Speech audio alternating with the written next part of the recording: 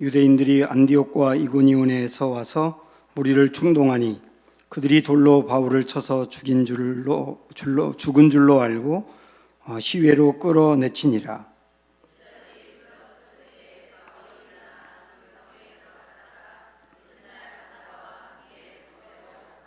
복음을 그 성에서 전하여 많은 사람을 제자로 삼고 루스드라와 이고니온과 안디옥으로 돌아가서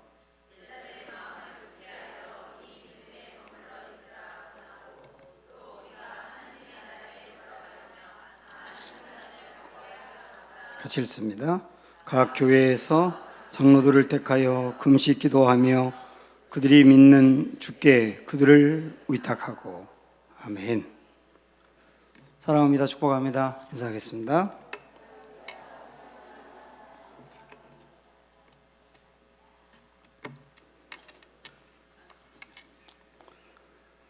제가 이 말씀을 준비하기 위해서 쭉 이렇게 읽어 내려가다가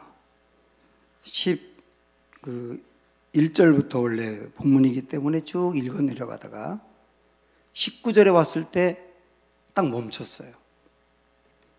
19절 다시 보세요.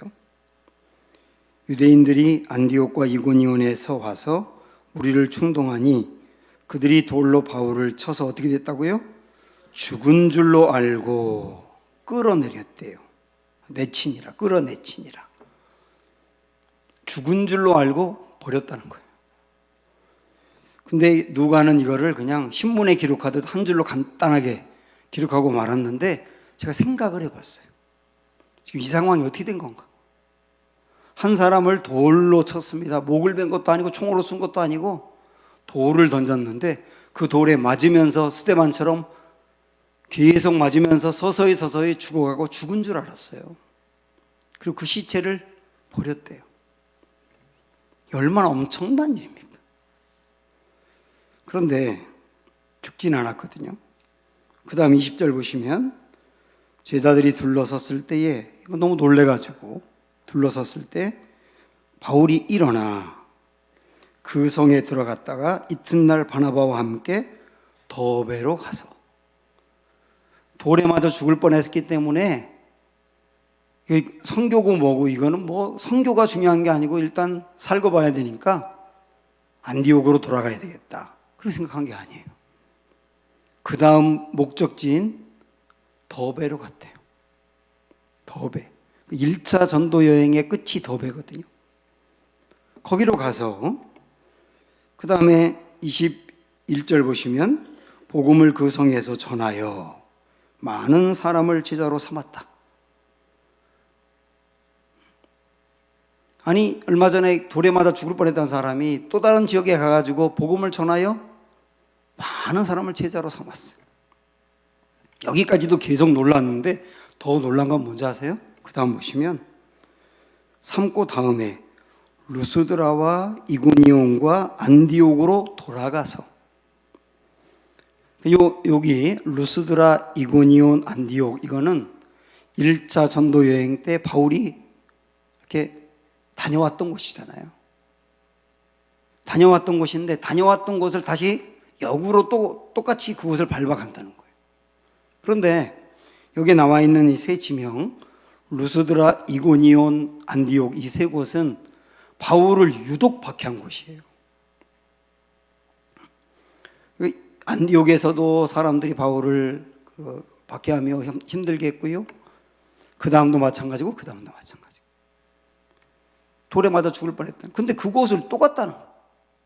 가서 뭐 했느냐? 22절 다시 보시면 제자들의 마음을 굳게 하여 이 믿음에 머물러 있으라 권하고 또 우리가 하나님의 나라에 들어가려면 많은 환난을 겪어야 한다고 이야기해요.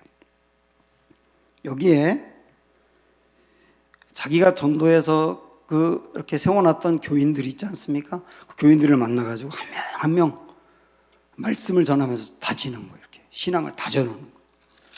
그리고서 23절에 보면 각 교회에서 장로들을 택하여 금식 기도하며 그들이 믿는 주께 그들을 의탁하고 가정마다 있었던 교회가 있었거든요. 이 가정에 가정교회 하나, 또 가정교회 하나 있는데 그 가정들을 다 이렇게 모아가지고 모아가지고 일도학교 공부하신 분들은 배웠죠. 여기서 뭘 세웠다고 그랬어요?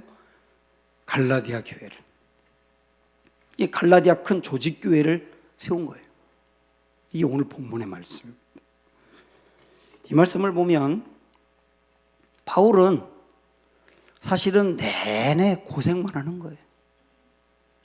바울뿐만 아니라 제자들도 마찬가지. 예수님의 부활을 목격하고 난 다음에 성령 충만하고 그 다음에 담대히 복음을 전하면서부터 박해가 시작되지 않습니까? 잡혀요, 감옥에 갇혀요, 고문을 당하기도 해요, 매를 맞아요. 계속해요. 그러다가 이제 교회가 박해를 받아서 흩어져요, 사방으로. 스데반은 순교를 당해요. 그리고 12장으로 넘어가면 야고보가 순교를 당해요. 13장부터 바울의 전도 여행이 시작되는데 가는 곳마다 어려움을 당해요.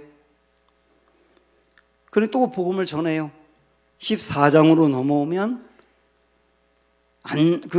태어나면서부터 앉아만 있고 걸어본 적이 없는 사람, 그 사람을 고쳤거든요. 그 다음에 또 어딘가에서 사람들이 몰려들어가지고 바울을 죽이라 그러는 거예요. 이게 사도행전이에요. 사도행전은 이런 바울의 고난과 박해가 계속됩니다. 28장까지 계속돼요. 어쩌면 고난 퍼레이드가 나와 있는 것처럼 주님이 바울을 이방의 전도자로 이렇게 불렀을 때 아나니아 선지자를 통해서 뭐라고 그랬냐면 저 사람이 앞으로 이방인들을 주께로 인도하는 그릇이 될 거다. 그러면서 그 다음 뭐라고 말했냐면 그가 많은 고난을 당할 거라 그랬어요. 그 주님이 말씀하신 대로 정말 그랬어요. 바울은 자기가 주님의 일을 감당하는 데 있어서 고난이 올 거라는 걸 알고 시작한 거예요. 고난이 올 거라는 걸 알고. 그리고 진짜 그 말씀대로 고난을 숱하게 당했어요. 우리 그리스도인들도 사실 저나 여러분이나 우리 인생에 순풍에 돛단 듯 흘러가면 얼마나 좋겠어요. 그 일이 잘 풀리면서 탄탄대로가 되고 안전하고 잔잔한 바다에 배가 이렇게 잘 가는 것처럼 우리 인생이 그렇게 가면 얼마나 좋겠어요. 근데 여기 계신 우리 노건사님들은 더 느끼시겠지만 또 오래 살면 살수록 느끼는 게 야, 인생에 이 고난이라고 하는 게 이 끊임이 없구나. 더 많이 가졌다고 없느냐? 더 많이 배웠다고 없느냐? 교회 생활 더 오래 했다고 없느냐? 또 기도를 더 많이 했다고 없느냐? 그렇지가 않은 게 이 고난이라고 하는 거더라는 거예요. 그래서 우리는 이게 우리 그리스도인들이 걸어가는 현실이기 때문에 이 고난을 당할 때 어떻게 그 고난에 반응해야 하느냐, 이게 굉장히 중요하거든요. 우선 고난을 당할 때 고난을 부끄러워하지 마세요. 내가 잘못해서 당하는 고난은 부끄러워해야 돼요. 회개하고. 그러나 애매하게 고난을 당한다거나 주님의 일을 하다가 당하는 고난이 있어요. 부끄러워하지 마세요. 내가 실패했다고 생각하지 마시고 주님이 나를 버렸다고 생각하지도 마세요. 오히려 이렇게 생각하셔야 돼요. 이 고난마저도 하나님의 손 안에서 하나님의 일을 하는 기회가 될 것이다. 고난도 하나님의 손 안에서 어떻게 된다고요? 하나님의 일을 하는 뭐가 된다고요? 기회가 될 수 있다. 우리는 제가 여러 번 말씀드리지만 하나님께 영광 돌린다 하는 것을 성취주의로 생각하는 경우가 있어요. 뭘 이루고 성공하고 합격하고 기도했던 대로 받고 그러면 하나님께 영광 돌렸고 그렇게 안 하면 영광 가렸고 이런 어떤 그 생각에서 벗어나야 돼요. 분명히 하나님이 우리에게 준 것 때문에 영광을 받으시는 거 분명해. 그러나 그걸 받지 못했다고 영광을 가린 것도 아니에요. 그럼 고난은 영광을 가린 겁니까? 아니지 않습니까? 오히려 고난이 하나님의 영광을 드러낼 수도 있다. 그리고 이걸 생각을 해야 된단 말이죠. 빌립보서 1장에 보면 바울이 빌립보 교회를 개척했지 않습니까? 그리고 거기를 전도를 했잖아요. 그러다가 옥에 갇히기도 했잖아요. 나중에도 옥에 많이 갇혔죠. 바울이 이런 생각을 한 거예요. 빌립보 교회가 이제 세워진 지 얼마 안 된 새 가족들인데, 새 신자인데 바울이 옥에 갇혔으니 어떨까 걱정이 되는 거예요. 그러면 이 새 신자들이 자기들을 전도하고 교회를 세워준 바울이 옥에 갇혔으니 그 실망해가지고 다 떠나진 않을까? 걱정이 안 될 수가 없지 않습니까? 아니, 바울이 전하는 그 하나님은 능력이 있다고 하면서 로마 제국보다도 힘이 없는 거야? 이러면서 하나님을 신뢰하지 못하게 되면 떠나는 거지 않습니까? 걱정이 태산이 걱정이 태산. 그런데 어떤 결과가 생겼느냐면 바울이 생각한 것과 전혀 다른 세 가지 결과가 생겼어요. 첫째, 평소에 바울을 싫어하고 시기하던 사람들이 있어요. 바울이 막 전도를 잘하고 가는 곳마다 교회를 세우고 바울을 따라다니는 제자들이 많다 보니까 바울을 시기해가지고 막 그 바울을 깎아내리려고 했던 사람들, 그 사람들이 바울이 옥에 갇히니까 얼큰이 잘 됐다 그러면서 이 기회를 틈타서 인기를 얻으려고 막 부지런히 전도를 하는 거예요. 그래가지고 예수님이 전파가 되는 겁니다. 그러니까 바울이 그걸 들으면서 야, 걱정을 많이 했는데 나를 시기하는 사람들이 시기해서 전도를 많이 했네. 시기해서 전도를 하든 좋아해서 전도하든 전파되는 분이 예수님이면 되는 거지 뭐. 야, 하나님 참 놀랍네. 그렇게도 역사하시네. 그 첫 번째였어요. 두 번째는 믿음이 연약한 성도들이 떠나갈 거라고 생각해서 걱정했는데 이 성도들이 오히려 우리 바울 선생님이 옥에 갇혔으니까 우리가 일어나서 전도해야죠. 바울 선생님이 하던 전도를 우리가 해야죠. 그러면서 그들이 막 부지런히 새신자들이 전도하는 거예요. 그러니까 바울이 그 얘기를 들으니까 야, 내가 혼자 하는 게 아니고 여러 사람이 하게 됐고 새신자들이 내가 고난당한 것 때문에 믿음이 더 좋아졌네 오히려. 야, 주님은 고난 중에도 일하시는구나. 또 하나는 바울이 여러 감옥에 갇히고 나중에 회고하면서 쓰는 거예요. 빌립보서는. 바울이 로마의 감옥에 갇혔던 일도 있었는데 로마의 감옥에 갇혔을 때는 연금 상태였죠. 그때는 시위대 군인들이 있는 곳에 갇혔다 그랬어요. 시위대 군인들이 귀족의 자녀들입니다. 그 사람들이 군복무를 반드시 해야 되거든요. 로마 정권은. 그 귀족의 자녀들을 바울이 부지런히 만나게 된 거예요. 자유롭게. 그러면서 그들에게 복음을 전하는 거예요. 그러니까 복음이 귀족과 왕족들 속으로 들어가기 시작하는 거예요. 이래서 로마는요, 민중들이 먼저 믿기보다는 사실은 귀족들이 먼저 믿었어요. 그러면서 소수에 불과한 기독교였지만 기독교 국가로 공인이 된 거예요. 그러니까 이런 놀라운 일들을 바울은 전혀 생각을 못했는데 하나님이 이루신 거예요. 그래서 바울은 이런 과정들을 통해서 깨달은 겁니다. 야, 하나님은 어떤 상황에서도 하나님의 일을 하시는구나. 고난마저도 하나님에게 하나님의 일을 할 수 있는 도구가 될 수 있겠구나. 하나님은 어떤 상황이든지 선용하시는구나. 그래서 때로는 내가 억울할 때가 있고 때로는 억울해서 분노가 날 때가 있고 어떤 때는 주님이 나를 버린 게 아닌가 하는 생각이 들 때도 있지만 고난 때문에 그렇게 생각하지 말자. 오히려 우리 이렇게 하자는 거예요. 주님, 이 고난마저 주님의 역사를 이루는 도구가 되게 해주십시오. 주여, 이 고난마저도 하나님의 더 큰 능력이 나타나는 기회가 되게 해주세요. 아멘. 이렇게 기도하자는 거예요.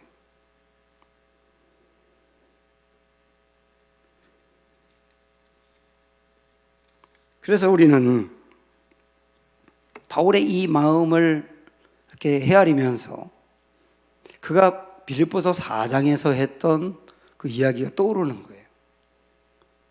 여러분께서 빌립보서 4장 그러면 제일 좋아하는 구절이 4장 6절 7절이죠. 아무것도 걱정하지 말고 염려하지 말고 다만 모든 일에 기도와 간구로 너희 구할 것을 감사함으로 하나님께 아뢰라. 그리하면 모든 지각에 뛰어난 하나님의 평강이 그리스도 예수 안에서 너희 마음과 생각을 지키시리라.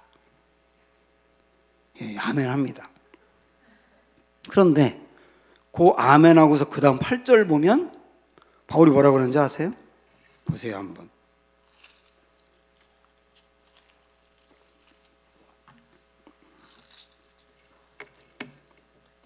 8절 보시면 시작. 끝으로 형제들아 무엇에든지 참되며 무엇에든지 경건하며 무엇에든지 오르며 무엇에든지 정결하며 무엇에든지 사랑받을 만하며 무엇에든지 칭찬받을 만하며 무슨 덕이 있든지 무슨 기림이 있든지 이것들을 생각하라. 무엇에든지 그랬단 말이죠. 이 빌립보서의 맥락으로 본다면 무엇에든지는 잘 될 때나 어려울 때나예요.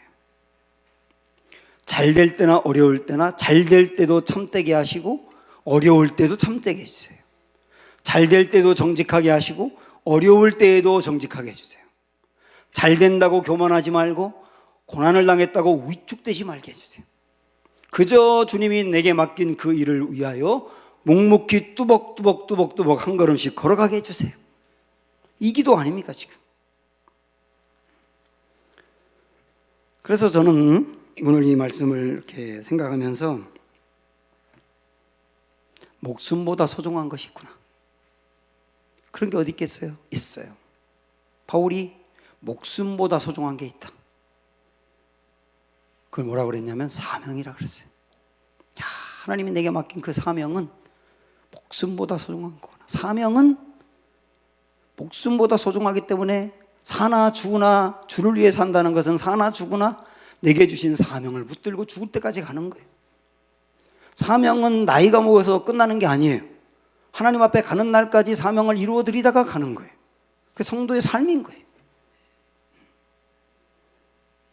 그래서 때로는 잘 될 때가 있지만 그때도 사명을 감당하는 것이고 잘 된 것을 가지고, 때로는 고난이 있어서 많은 게 어렵지만 어려운 가운데도 야, 이 고난 때문에 내가 다 쉬겠다 하는 게 아니고 사실은 그때도 어려운 중에도 이 어려움을 선용하셔서 주님의 역사를 이루어 달라고 드리는 거예요.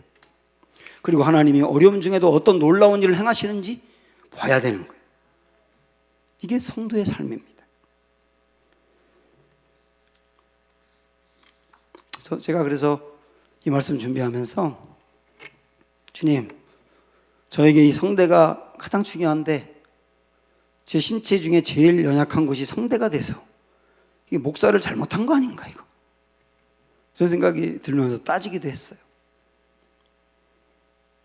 그리고 이 성대 때문에 제가 또 수술을 받으면 어떡합니까?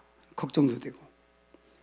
그런데 오늘 이 말씀 준비하면서요, 그렇구나, 성대가 연약해졌다 해서 위축되지 말자. 그리고 자꾸 사역을 줄이지 말자. 할 거 하자. 지금 여러분들이 이전에 들었던 그 맑은 목소리보다 지금 형편없는 이 목소리 듣고 은혜를 더 받으시는 것 같아요. 응? 무슨 말인가 잘 안 들리니까 들으려고 하다 집중되지 않으세요? 좋다 그러면 안 되지. 그러면서 주님이 제게 주신 마음이 뭐냐면, 너 이전에 다른 교회에 있을 때 성대 결절이 걸렸을 때 그때 부흥이 안 되더냐? 그 성대 결절이 안 됐을 때만 부흥되더냐? 그때는 성도들이 은혜 못 받더냐? 그때는 교회가 돌아가지 않더냐? 주님은 어떤 경우와 상황에도 일하신다. 그게 제게 큰 위로가 됐어요. 이 연약함도 주님이 사용하시겠구나, 그런 믿음을 갖고 가는 거예요. 목포에, 전라남도 목포에 사랑의 교회가 있어요. 목포 사랑의 교회, 굉장히 목포에서 제일 크고 건강하고 좋은 교회입니다. 이 교회에 백동조 목사님이라고 하는 목사님이 계신데, 그 목사님은 사실 학력이 굉장히 낮습니다. 다른 목사님들처럼 뭐 대학원 다 나오고 그러진 않았어요. 간신히 학교 졸업했어요. 그 어머니가 굉장히 가난했어요. 그러니까 아주 가난하고 한 방에서 이렇게 살았는데, 근데 이 어머니가 나중에 예수님을 만나고 나서 매일 새벽에 새벽 기도를 가더라는 거예요. 매일 새벽 기도. 그런데 중학교 2학년 때 매일 새벽 기도 가는 엄마가 새벽 기도를 한 번도 안 간 집사님한테 돈을 빌리더래요. 학자금이 없다고. 그때 이 중학교 2학년 이 백동조 학생이 상처를 받았어요. 우리 엄마는 매일 새벽 기도를 가는데 새벽 기도를 한 번도 안 간 사람이 왜 우리 엄마보다 잘 살아? 왜 돈을 빌려야 돼? 하나님은 도대체 기도하는데 뭐 하는 거야? 이런 반감이 생기는 거예요. 그래서 엄마는 꾸준히 그냥 가는 거예요. 새벽 기도 계속. 그러더니 얼마 후에 새벽 기도를 안 가더래요. 그래서 엄마 왜 오늘 새벽 기도 안 가냐니까 앞으로 새벽 기도 안 가고 집에서 기도할 거라고. 그래서 왜 그러냐고 물어봤더니 친척들도 그렇고 교인들도 그렇고 주위 사람들이 계속 수군거리는 게 들리는 거예요. 기도하면 뭐해? 기도하는데 나아지는 것도 없고 어렵게 살고 기도하면 뭐해? 그런 소리가 계속 들리니까 차라리 집에서 기도하겠다는 거예요. 그러더니 며칠 그러더니만 또다시 새벽 기도 가더래. 그래서 엄마 또다시 왜 가요? 그랬더니 집에서 기도하니까 기도가 안 돼. 그래서 교회에서 기도해야 돼. 또 간 거예요.